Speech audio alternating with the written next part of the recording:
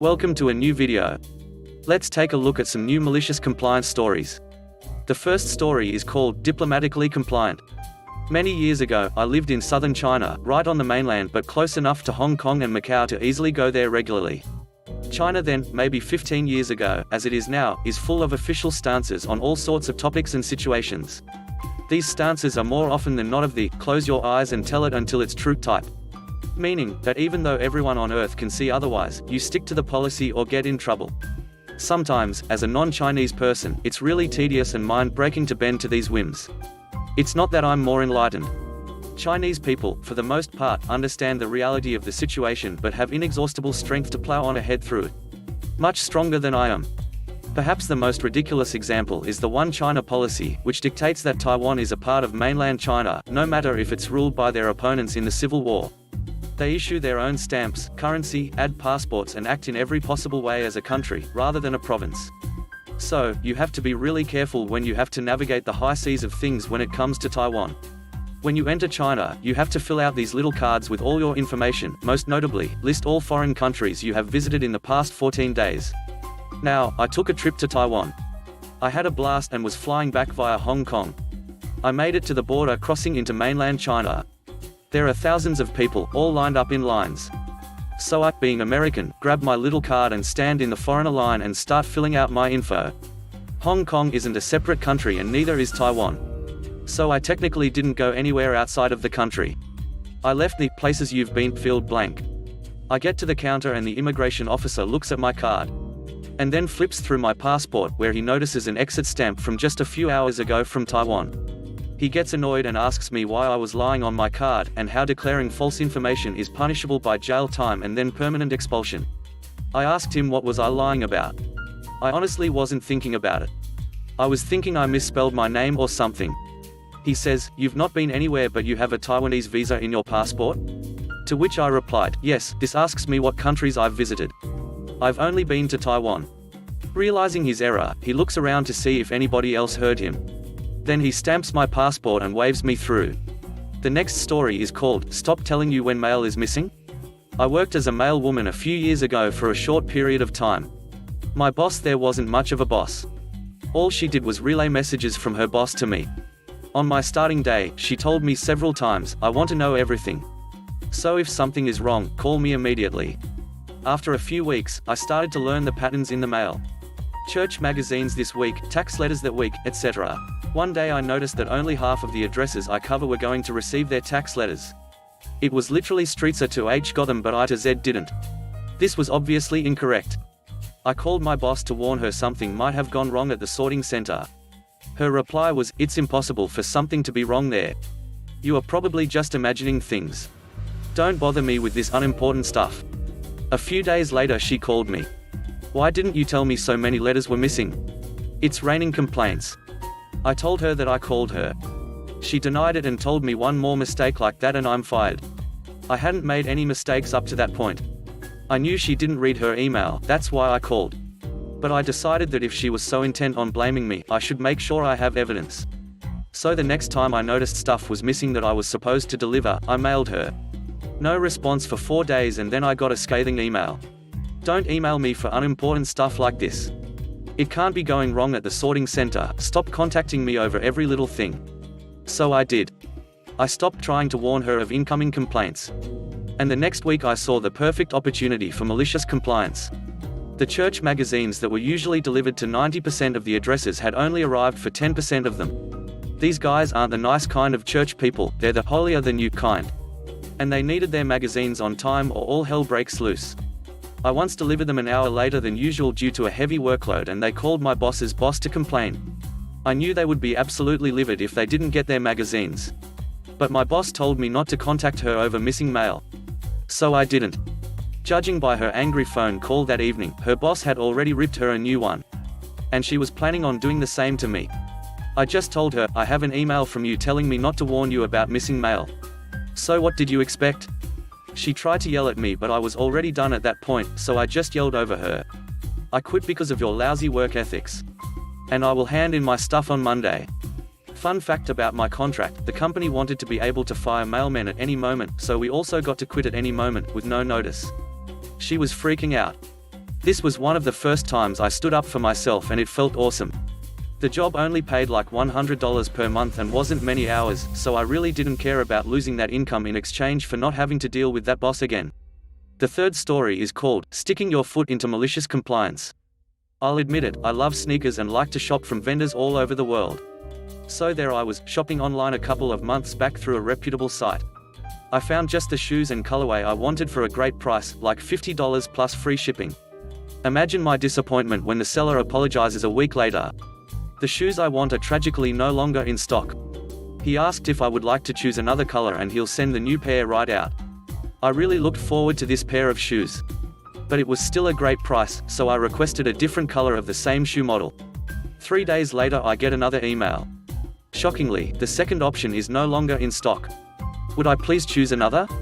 I'm annoyed and request a refund, but the seller assures me they have other options. At this point, for $50, I'm curious how long this little game will go. If you are curious, it goes around 3 more times.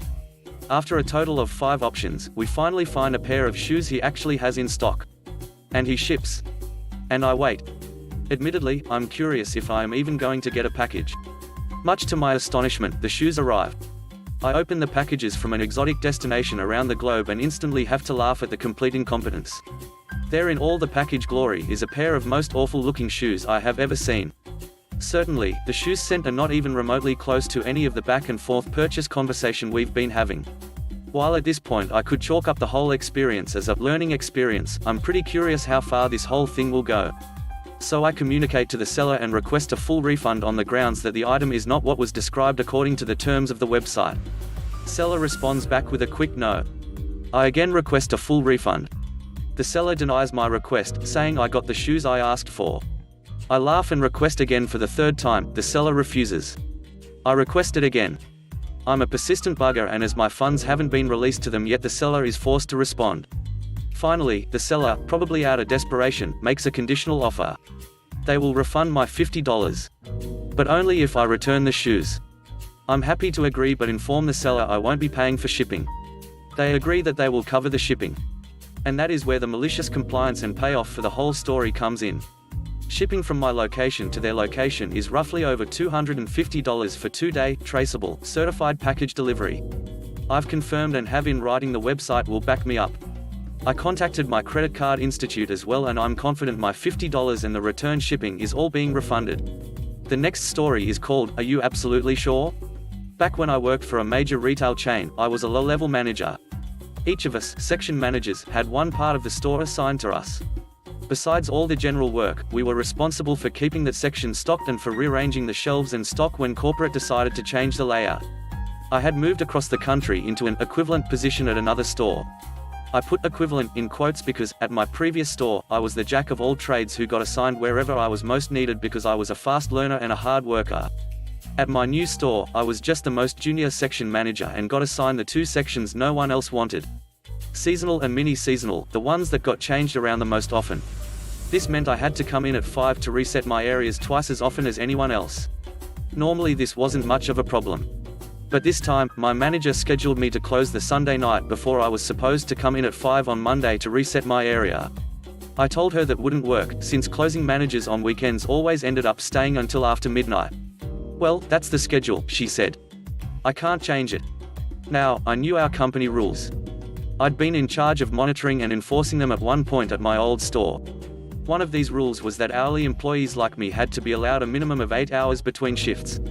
Since closing shifts are officially scheduled until 11, I was not allowed to come back in at 5, even if I got off at the scheduled time, since that was only 6 hours. I tried to explain this and my manager blew it off. I worked my closing shift as scheduled. As expected, due to high traffic and low staffing, we were there getting everything restocked and fronted until almost 2. According to the schedule, I had to be back in 3 hours.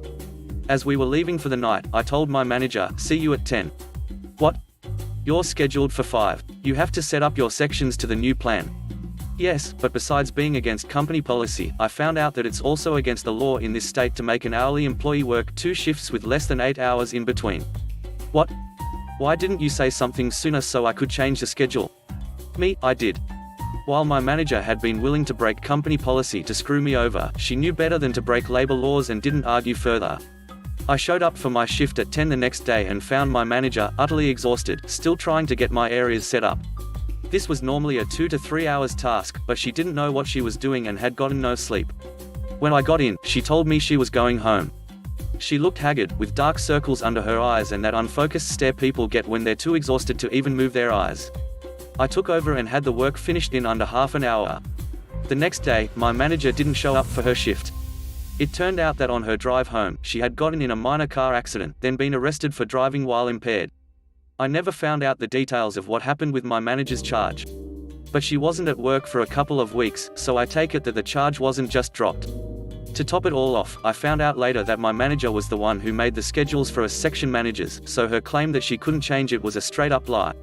She just didn't want to. The last story is called, Sure, I'll Come In on My Day Off. I used to work in a factory that would shut down and be completely cleaned every weekend. Only 2 people were needed for this, and they only had to supervise and help the hired cleaning company. At the time I had a boyfriend living 2 hours from me. And every weekend I would take the train to see him. My supervisor knew this as it came up in casual conversation before. On Friday, I checked the roster that hung in the break room. I was not scheduled for cleaning duties this weekend, so I could go to my boyfriend. A happy coincidence was that I made a photo of the roster to send to a coworker since she forgot to check it and had already left for the day. On Saturday morning I got a call from the supervisor, "Where are you?" "What? You're supposed to be here. You're scheduled to work." "No, my name wasn't on the roster yesterday." "Well, I put it on there yesterday evening." "You're supposed to check it before you leave." "I had the morning shift. How can I check the roster in the evening?" "You should ask a coworker to check it for you. Now, get over here. I'm in a town 2 hours away. And you called me out of bed. I don't care how long it takes. You're scheduled for today, so you're working today." "Fine, I'll be there as soon as possible." I loved the pay as Saturday was overtime, so extra pay. So I got dressed, took a shower and hopped on the train. The way from the train station to the factory is another half hour. So I got there about 3 hours after cleaning duties were supposed to begin. And everyone had to stay 3 hours longer than usual, which meant double overtime. The cleaning crew didn't mind since they got paid extra too. The other coworker wasn't too thrilled, understandably. But he knew how unreasonable the supervisor could be. As for the supervisor herself, when I arrived, she said, "Finally. What took you so long?" As I said on the phone, I wasn't exactly close. "Next time, just check the roster." I did. I even have a photo of the roster on Friday at 1. I pull out my phone. And as you can see, I was not on it. Don't try to blame me for this. I was pretty mad at her behavior at this point. We'll see how the boss thinks about your work ethics. I'll show him the photo. According to my contract, my roster is supposed to be communicated to me 2 weeks beforehand. That shut her up for the day. We all got paid heavily. The cleaning crew got paid to sit around and drink coffee for 3 hours, and the next morning I found out what happened with the roster on Friday. Apparently, another coworker had told the supervisor that she wouldn't be able to work for a week due to surgery on her arm. She had told her a month before. The supervisor, being not so bright, thought the coworker could just come in on Saturday since it was only to watch if the cleaning crew is doing everything correctly and not stealing anything. The coworker, upon seeing her name on the roster, clarified in no uncertain terms that she would not be working due to potentially very heavy pain. This shouldn't be a problem since there were about 10 people who could work in her stead. But no, the supervisor decided, instead of asking for a volunteer, she would wait until the day before and just write a name on the roster and hope that they had no plans and noticed their name on the roster. There were no consequences for her this time. But the cleaning crew had a great laugh and a nice paycheck, and so did I. Thanks for watching the video. I hope you enjoyed it. If you did, please consider subscribing to the channel for more content. Let me know what you think about the stories in the comment section below. Have a great day. Bye bye.